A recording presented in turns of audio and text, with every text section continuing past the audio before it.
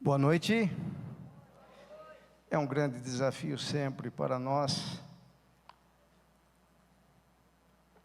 quando nós assumimos o púlpito.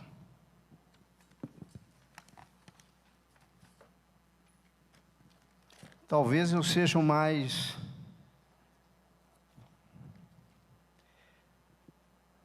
como dizer, o temor que nós sentimos quando temos esta responsabilidade. Eu costumo dizer que a pregação é a mais sublime da obra que nós podemos fazer para o Senhor aqui nesta terra. E isso lança sobre nós uma responsabilidade sem igual.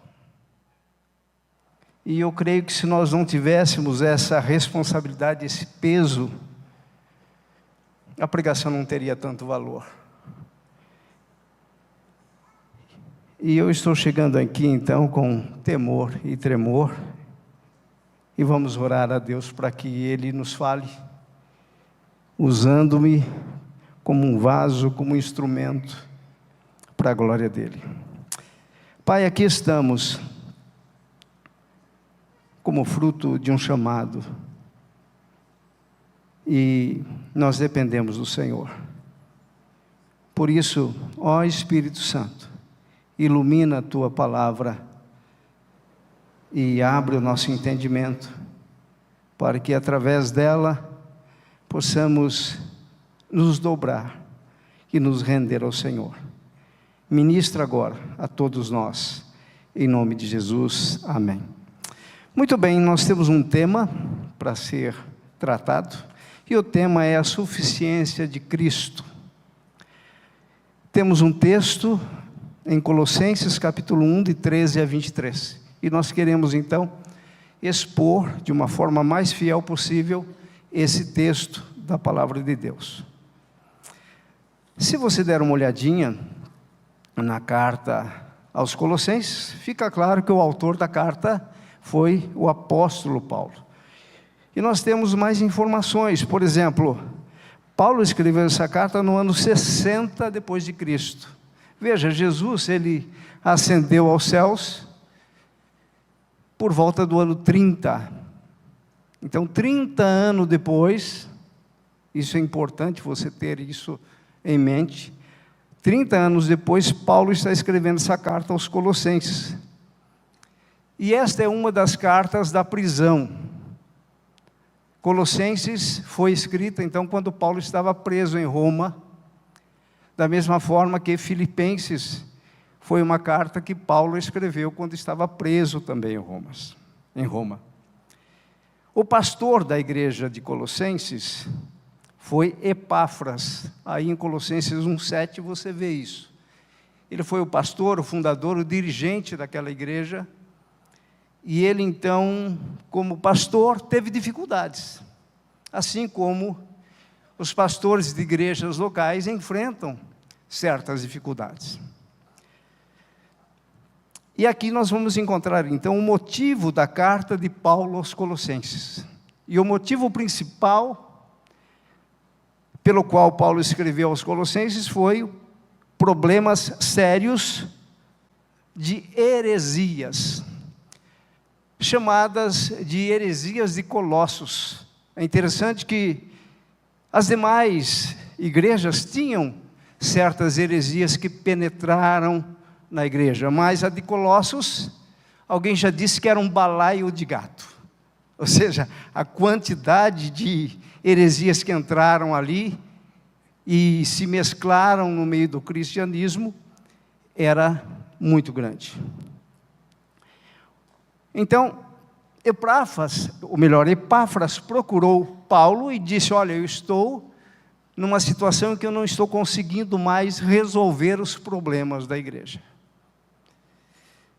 E graças a Deus que Epáfras procurou Paulo, porque ele foi humilde, reconheceu que ele não tinha como resolver aqueles problemas, tratar aquelas heresias, e ele então procura Paulo, e Paulo vai escrever esta carta, que nós temos aplicações para os dias de hoje. Uma das heresias estava relacionada com a filosofia grega. Olha só, a ideia no momento ali era o seguinte, que existiam dois tipos de mundos, o mundo das ideias, o mundo espiritual e o mundo material. Então, por exemplo, este copo aqui, a ideia do copo nasceu no mundo das ideias. E o mundo das ideias é um mundo perfeito. Então, tudo que nós pensamos é algo planejado e perfeito. Entretanto, quando nós trazemos para o mundo material, para o mundo da matéria, nós vamos ver que aquilo não é tão perfeito. E olha as implicações dessa ideia, dessa filosofia grega. Se existe um mundo perfeito, que é espiritual, e um mundo imperfeito, que é material, nós não podemos crer num Deus que se fez carne, porque Deus é espírito, e Deus sendo espírito, como ele se materializaria, ou seja, essa materialização o tornaria imperfeito. Olha as implicações. E aí, essas ideias começaram a se infiltrar, falsos mestres entraram na igreja e começaram a trazer essas ideias. O que os colossenses ouviram de Epáfras, o pastor? Que Cristo era o único que podia salvar.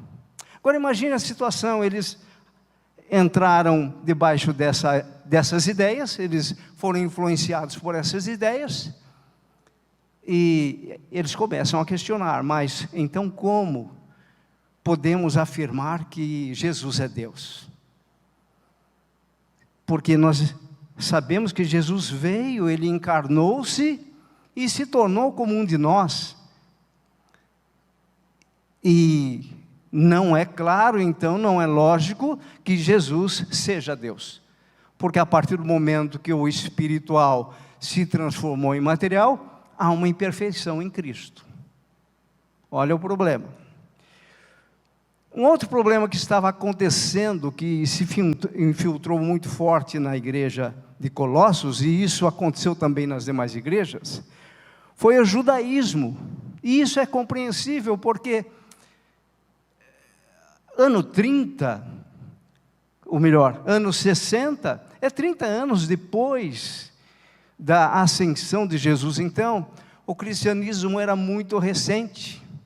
E você vai ter ali um judaísmo entrando e dizendo o seguinte, Pedro inclusive foi influenciado por isso, dizendo o seguinte, olha, tudo bem, nós entendemos que a salvação é mediante ao Senhor Jesus Cristo, mas as práticas judaicas devem permanecer.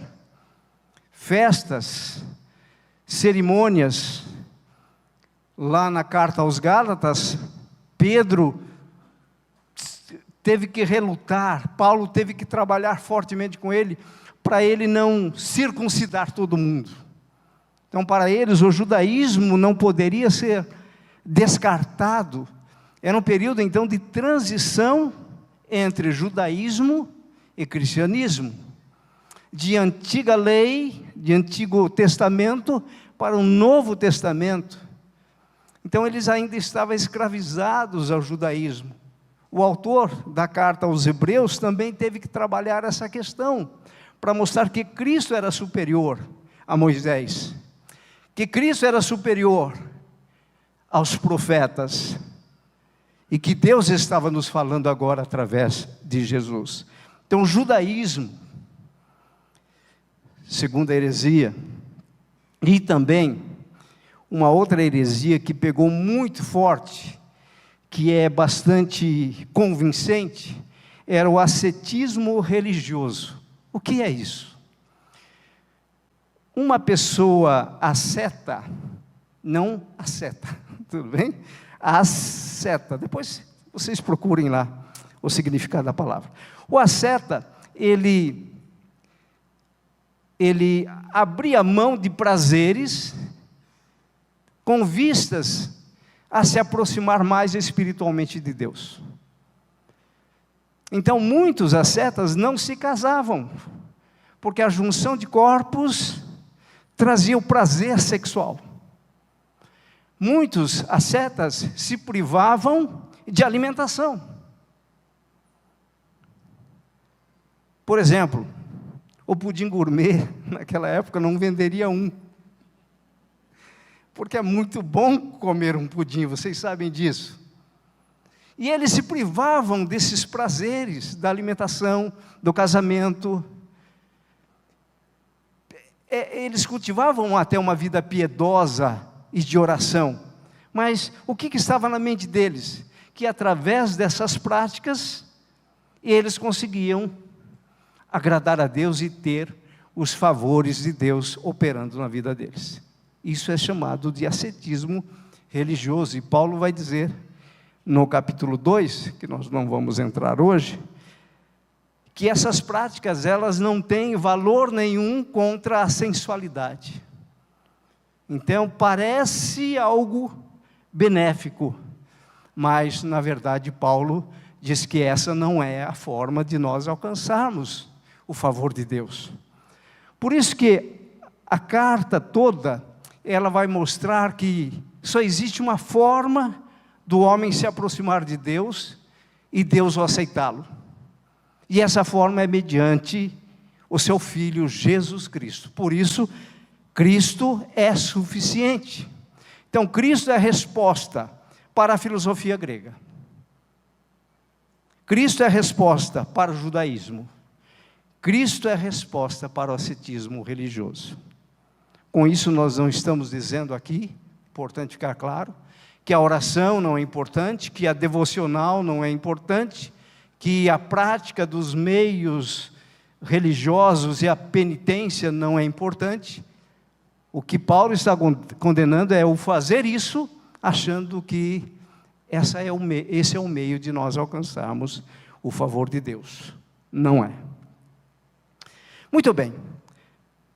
Você vai ver na carta, Paulo se apresentando, versículos 1 e 2, depois você vai ver a ação de graças de Paulo, versículos de 3 a 8, no versículo 7 fica claro que Epáfras era o pastor,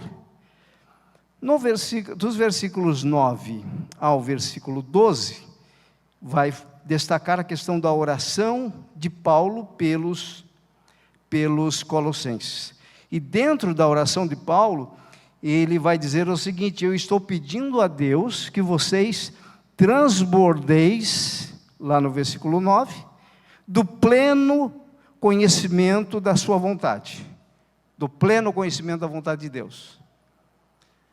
Essa palavra composta aí, no português, pleno conhecimento, no grego é uma única palavra, chamada epignosis.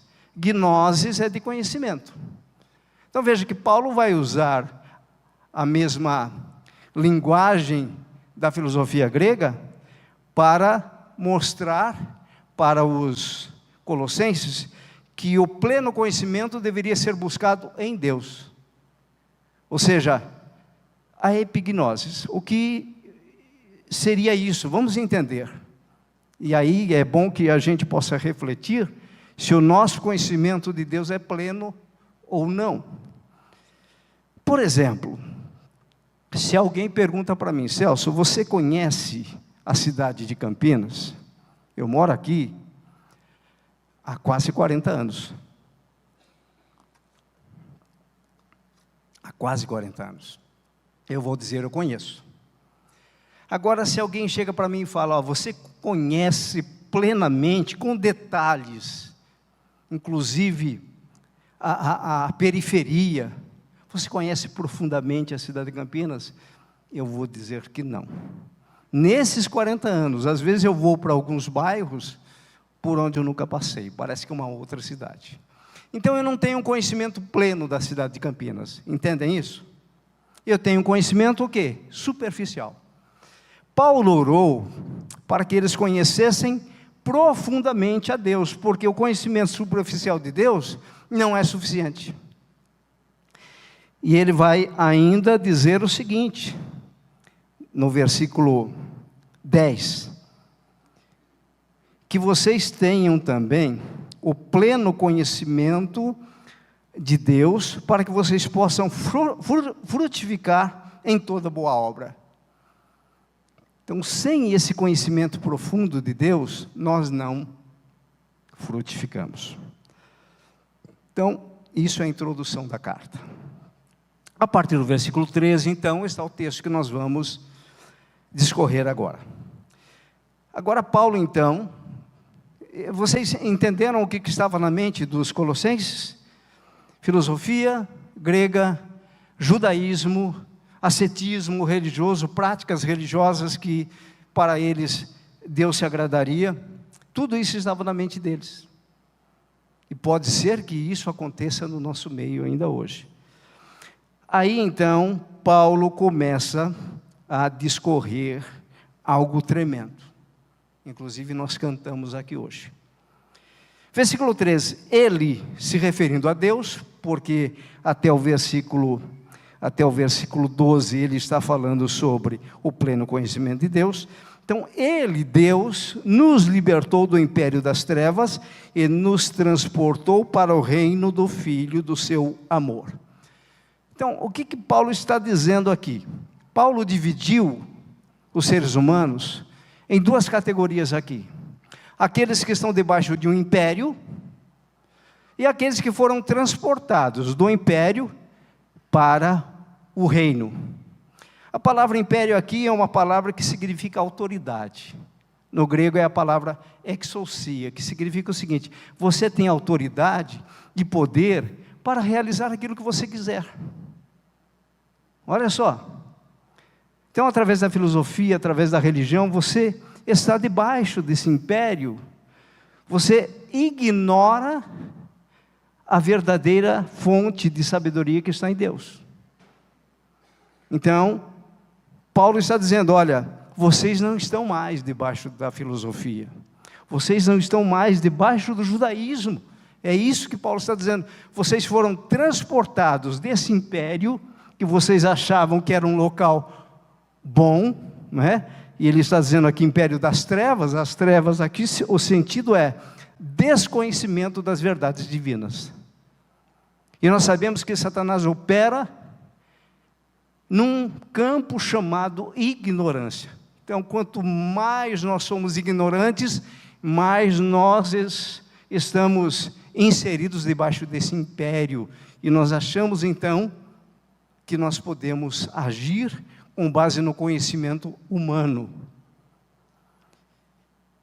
E o que acontece? Ele vai dizer, e nos transportou para o reino do Filho do seu amor. Reino agora, aqui a palavra é basileia, é governo divino.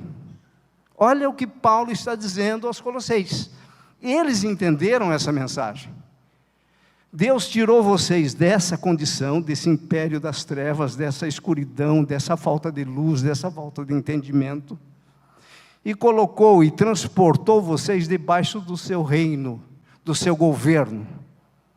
É isso que Paulo está dizendo.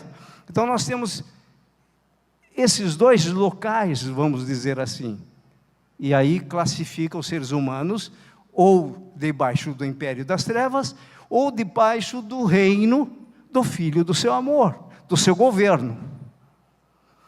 E aí nós temos que fazer uma reflexão. Eu estou de que lado? E agora no versículo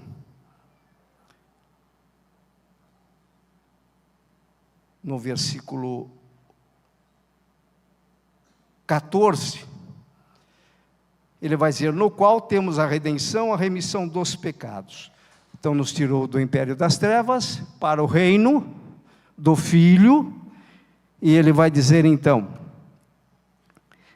no qual, ou seja, no Filho, nós temos a redenção, a remissão de pecados. Redenção e remissão, dois conceitos fundamentais para nós entendermos o operar de Deus. Essa palavra redenção significa o resgate mediante o pagamento de um preço. Ó, para não esquecer mais, redenção começa com RE, tudo bem? Resgate também, tudo bem, pessoal? Isso é coisa de professor, para que o aluno possa memorizar os conceitos. Então vamos lá, redenção é resgate, mas para você resgatar, você precisa do quê? Pagar, mediante o pagamento de um preço. E quanto custou a minha redenção e quanto custou a sua? Deus esgotou o seu bolso. Por quê? Custou o seu próprio Filho. Então, o sangue de Jesus foi o preço. Para a remissão, remissão é perdão. Quando eu leio esses textos, eu costumo ver o seguinte, e vem uma ilustração na minha mente. Imagine um carro todo arrebentado, sujo, enferrujado. Está ali o carro. Mas você se apaixonou tanto por por aquele carro, que você vai e resgata para você. Você compra, você paga um preço. Agora o carro, ele está arrebentado. Você está tirando de uma condição e você vai levar na sua garagem. Só que a sua garagem é brilhante, é limpinha. Se eu chegar com isso lá em casa, eu apanho. Não é? Mas apenas para a gente entender o nosso estado e o estado posterior. O anterior e o posterior. Muito bem, agora aquele carro, ele vai precisar ser restaurado. E aí o sangue de Jesus entra para lavar. É a remissão.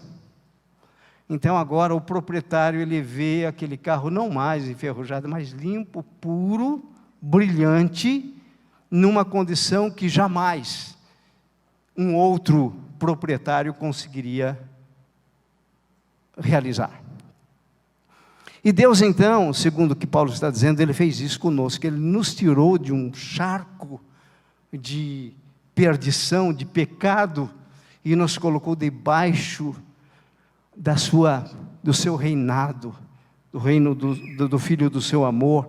Mas olha, então, essa compra, esse transporte, os meios que Deus utilizou foi a redenção e a remissão. Tudo bem? Sem essa obra expiatória de Jesus na cruz do Calvário, isso não seria possível. E Paulo está deixando claro para os colossenses o preço que foi pago. Então, é como ele estivesse dizendo, vocês não podem mais continuar nessa condição, debaixo do império das trevas, porque foi pago um preço para que vocês estivessem nesta condição.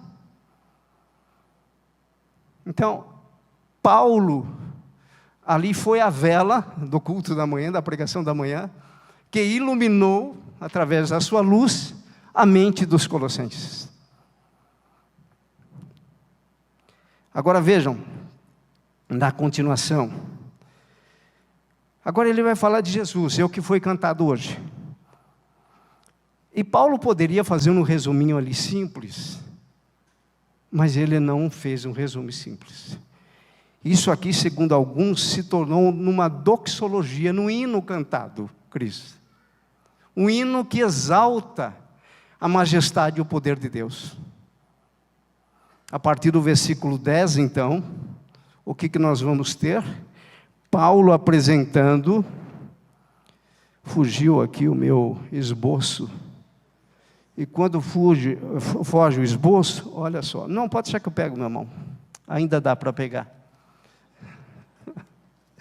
Quando foge o esboço, o pastor só tem uma coisa a fazer, ou ele improvisa, ou termina o sermão, mas Graças a Deus que o esboço está aqui.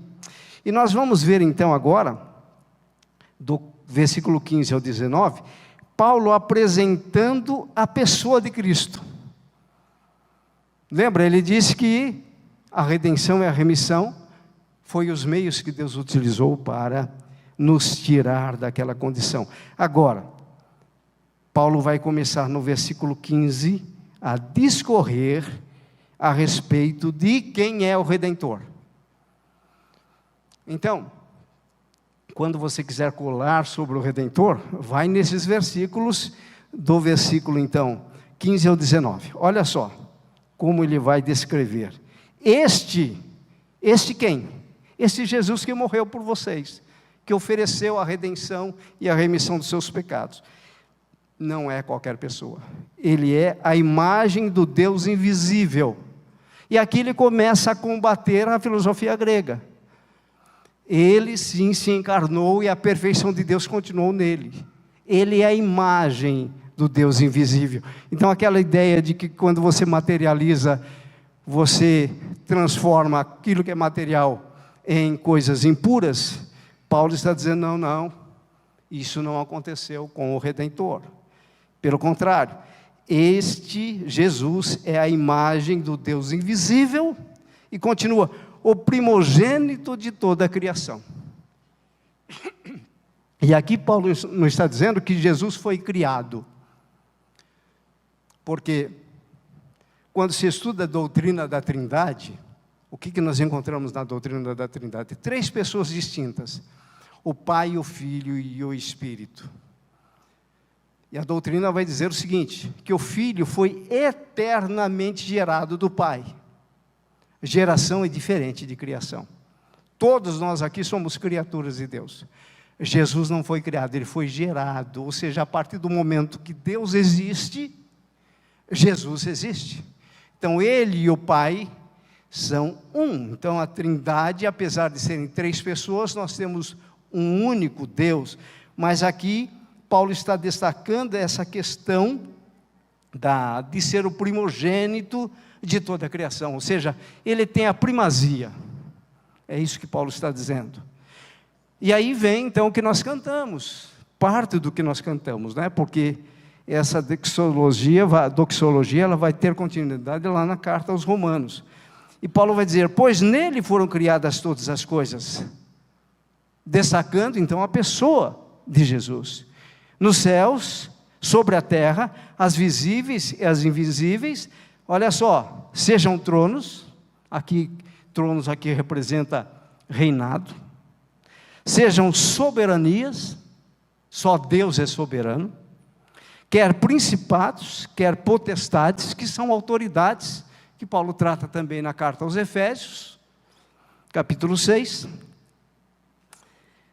e aí vai dizer, tudo foi criado por meio dele e para ele. Então Cristo estava na criação, Cristo é criador. E Paulo não termina, no versículo 17, ele é antes de todas as coisas, nele, olha só, tudo subsiste, ou seja, a subsistência do universo depende de uma pessoa, essa pessoa é Cristo. Paulo falando isso para os colossenses, eu imagino cada um deles entendendo tudo aquilo, toda a influência que eles tinham recebido, e agora, sabe quando cai a ficha? E fala, não, agora nós estamos entendendo quem é Deus.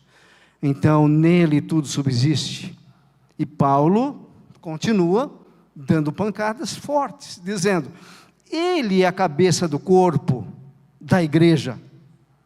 Ele é o princípio, o primogênito entre os mortos, para que em todas as coisas ter a primazia. Então Jesus é primaz, ele tem toda a primazia, ele é o primeiro, não tem como você colocar uma segunda pessoa ali. Ele é único, e por isso a adoração pertence exclusivamente a ele.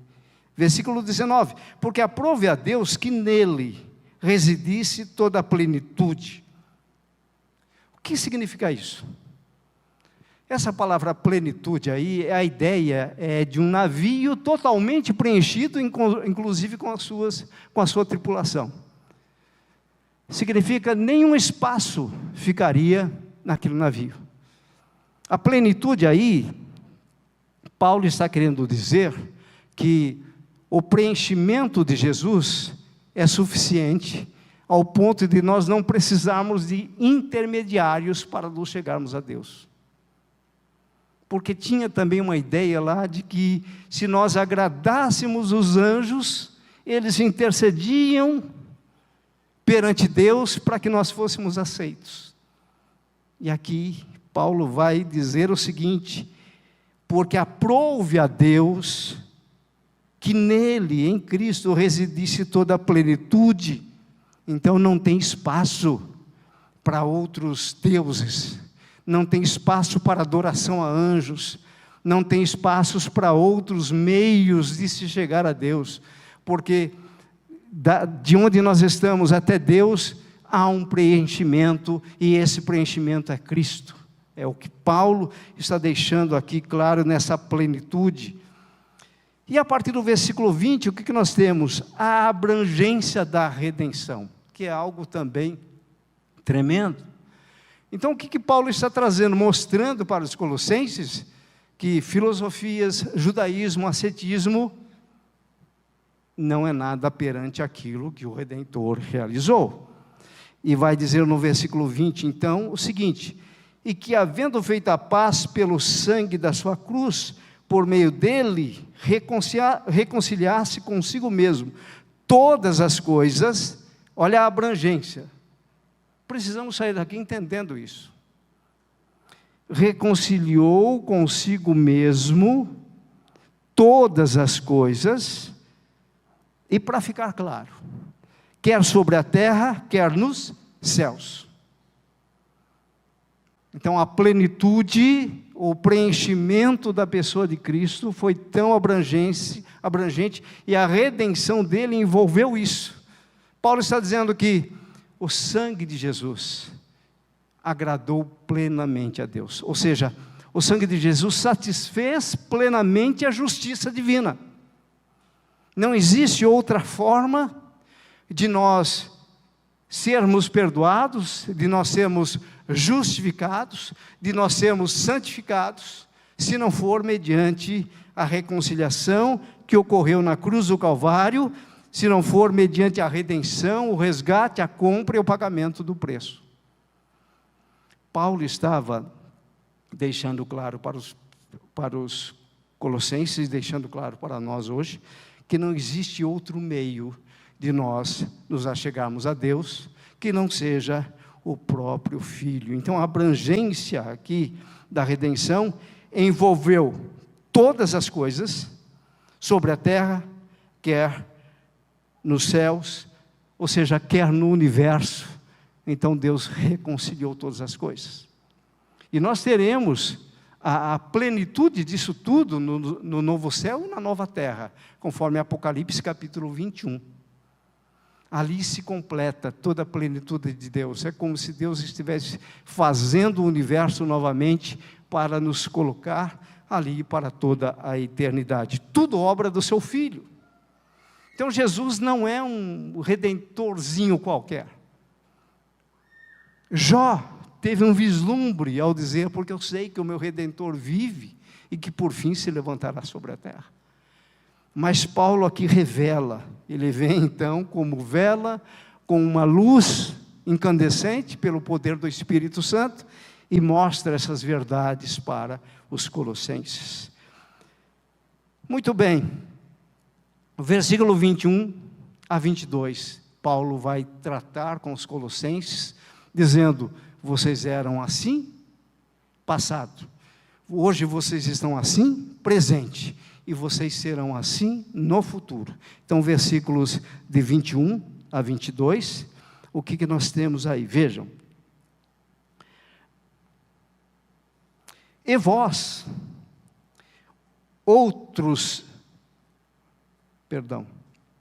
versículos 21 a 22, isso. E a vós, outros também, Ou seja, e a vocês, Colossenses, tá?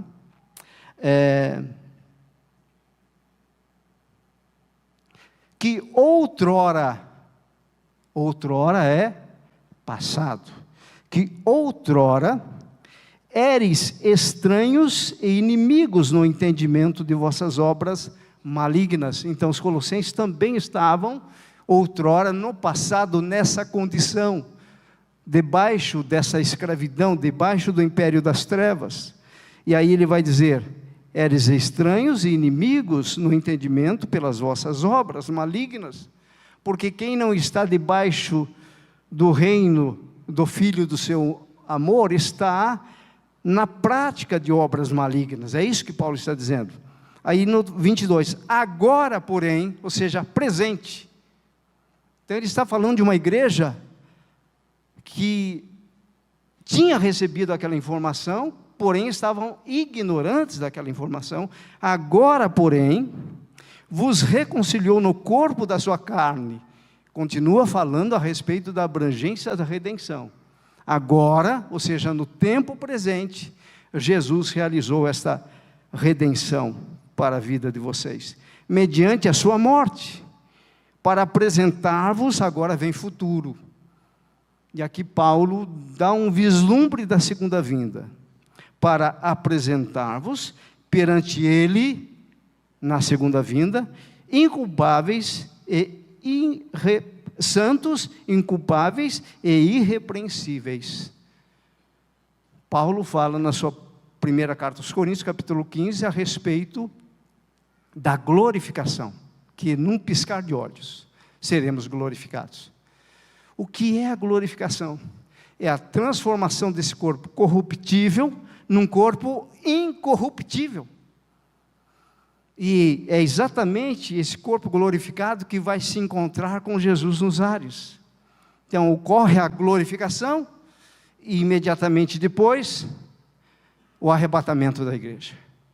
Então, conseguem ver a extensão e a estratégia de Deus para transformar o homem, para poder colocá-lo na sua garagem? Vocês conseguem enxergar essa ilustração? Essa purificação ao ponto de sermos glorificados? Então a glorificação é um estado futuro, nós aguardamos a glorificação e o arrebatamento. Quem aqui não almeja isso?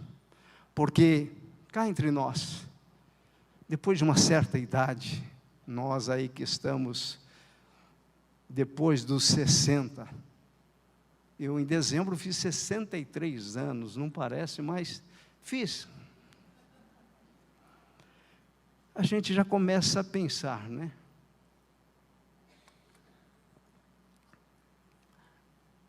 Na eternidade, a gente valoriza mais a eternidade.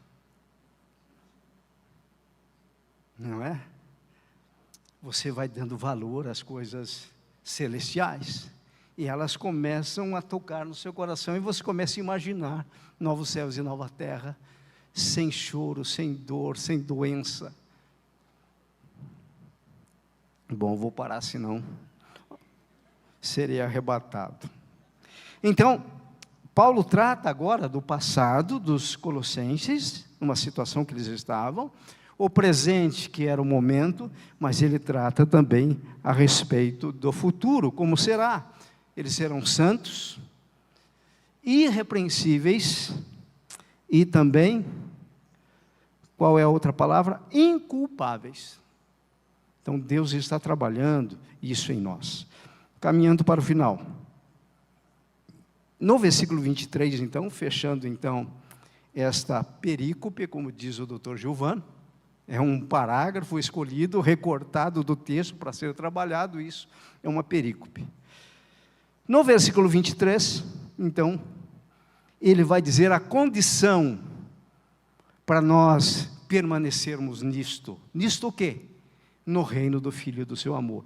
A condição para nós nos beneficiarmos de tudo isto. Então ele vai dizer o seguinte: se é que permaneceis na fé, aqui está a condição, alicerçados e firmes. Por que ele fala isso? porque vocês não podem mais voltar aos princípios e rudimentos deste mundo, do judaísmo, da filosofia cristã, da filosofia grega, né, romana, greco-romana, e nem do ascetismo religioso, mas vocês precisam agora estar alicerçados e firmes nisso que eu acabei de falar, no Redentor, na obra expiatória do Redentor, alicerçados e firmes. Alicerçados e firmes. O que significa isso? Raízes profundas, ao ponto de ninguém, e nenhuma vã filosofia, e nenhum falso mestre, roubar isso de nós. Firmes, você saber defender a sua fé, morrer por Cristo, não vos deixando afastar da esperança do Evangelho que ouvistes. Esse Evangelho, eles ouviram de quem? De Epáfras. Então agora ele está corrigindo, olha, o Evangelho que Epáfras pregou, é a mensagem que Deus tem para vocês. E aí ele vai dizer o seguinte, que foi pregado, né, do Evangelho que ouviste, que foi pregado a toda criatura debaixo do céu, e do qual eu, Paulo, me tornei ministro. Aí você fala, poxa, mas como que Paulo está dizendo que o Evangelho foi pregado a toda criatura debaixo do céu, e do qual eu me tornei ministro?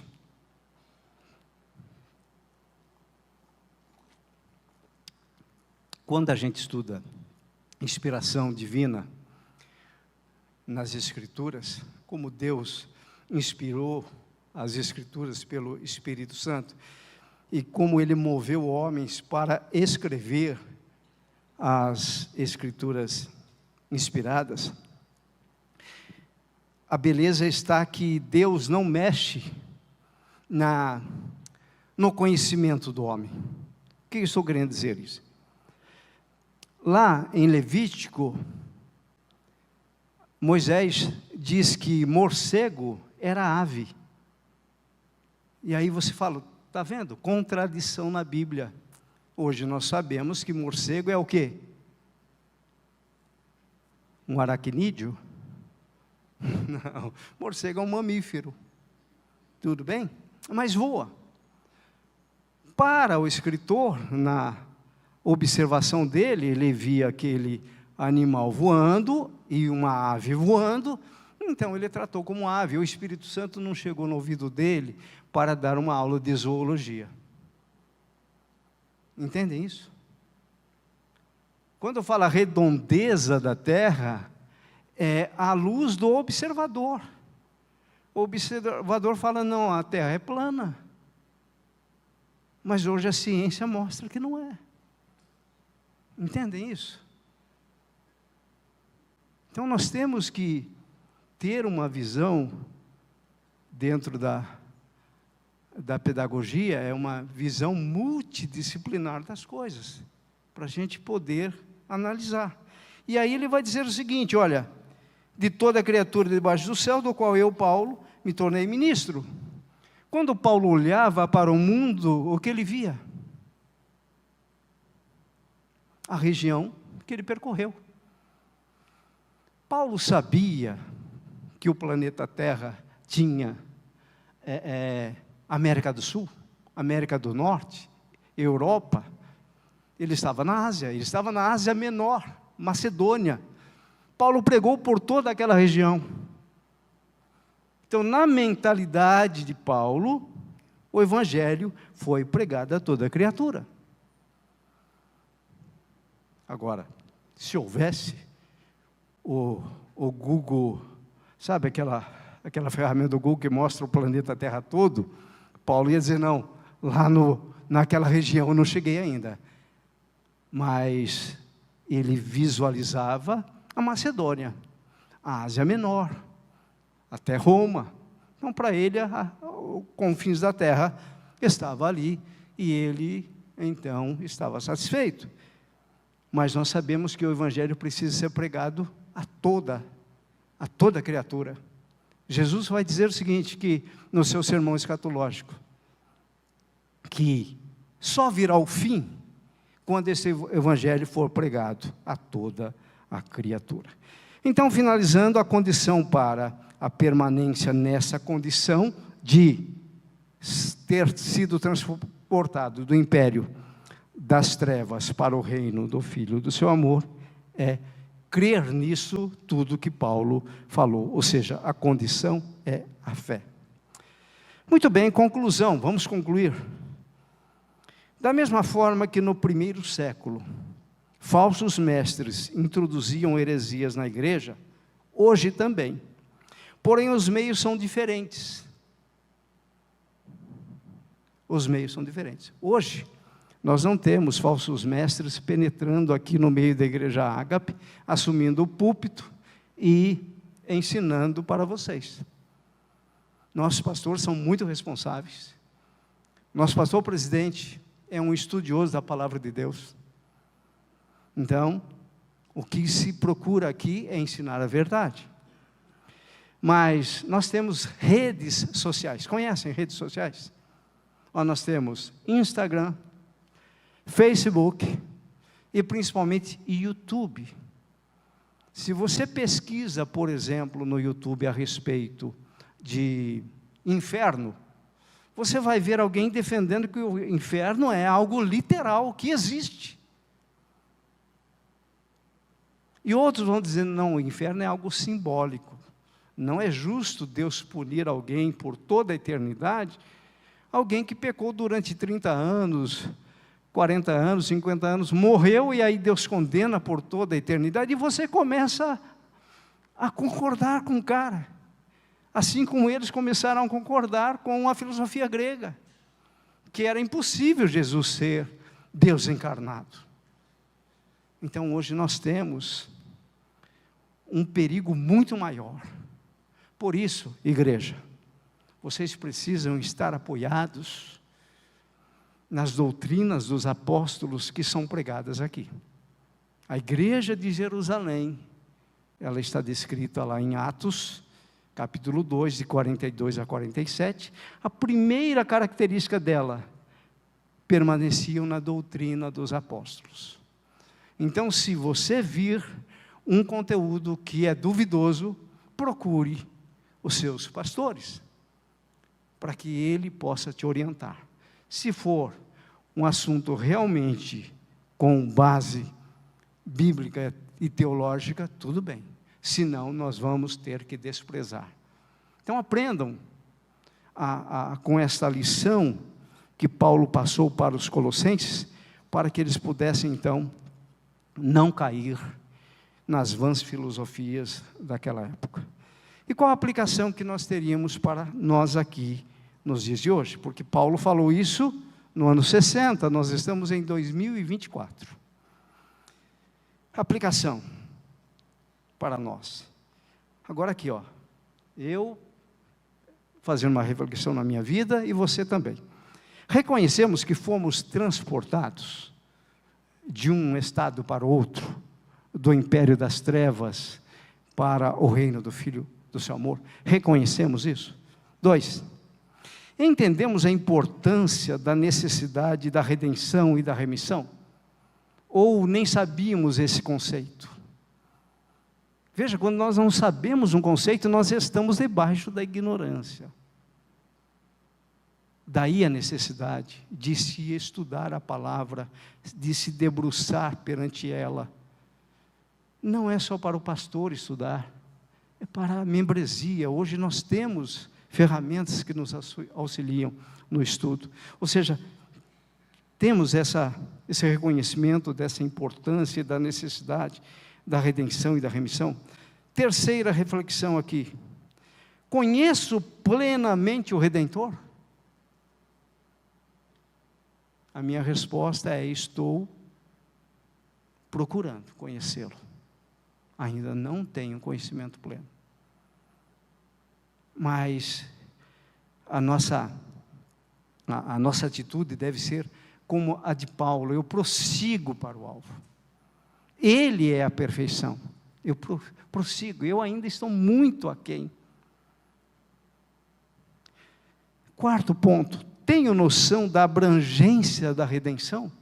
Ou seja, todas as coisas sendo reconciliadas com Deus por causa da obra de Jesus. 5, valorizo os efeitos, ou seja, eu busco uma vida de santidade, eu tenho o anseio por ser irrepreensível,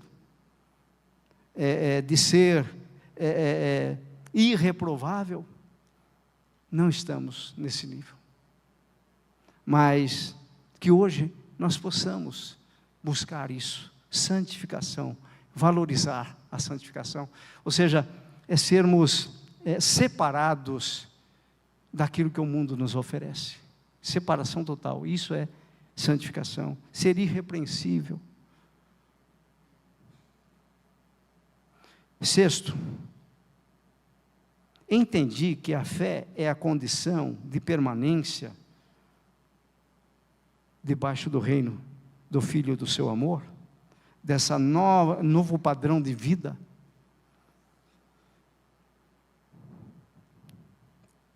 Então, aí está a explanação do texto, a aplicação, e agora eu vou orar. E gostaria que você orasse comigo da seguinte forma: Pai, eu te louvo por Jesus Cristo. Eu reconheço que, através dele, o Senhor me transportou do império das trevas para o teu reino, para o reino do Filho do teu amor. Senhor, eu reconheço também agora que o meu Redentor, ele é a expressão exata do Deus invisível. Eu reconheço que ele preenche toda a minha necessidade. Eu reconheço que o meu Redentor é suficiente para mim em qualquer área da minha vida. É por isso, ó Deus, eu quero, pela fé, receber essa transformação. Eu quero, pela fé, ser tocado no meu íntimo, porque eu sei que é o teu Espírito que me convence do pecado, da justiça e do juízo. Senhor, eu não quero permanecer fora do padrão cristão que o Senhor tem para mim. O Senhor sabe que muitas vezes minha mente é dominada pelo raciocínio humano, pelas coisas que os sofismas, os pensamentos e as fortalezas me escravizam. Por isso, ó Deus, descortina ainda mais perante mim o que é o teu reino, o que é esse lugar que o Senhor tem para mim, de total liberdade, porque eu fui resgatado, porque eu fui comprado, eu fui lavado pelo sangue do Cordeiro, e isso me faz um ser humano especial para ti. Por isso, ó Deus, abre ainda mais minha consciência, abre ainda mais a minha mente, em nome do teu Filho, Jesus Cristo, a quem nós adoramos, a quem nós louvamos, a quem nós exaltamos, e é em nome dele que oramos e te agradecemos. Amém.